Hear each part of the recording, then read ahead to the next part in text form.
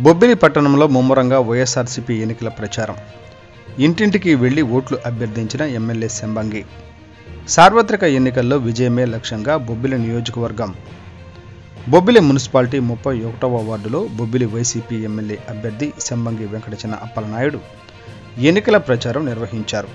ప్రతి ఇంటికి వెళ్లి ప్రభుత్వ సంక్షేమ అభివృద్ధి గురించి తెలియచేస్తూ ముందడుగు వేశారు.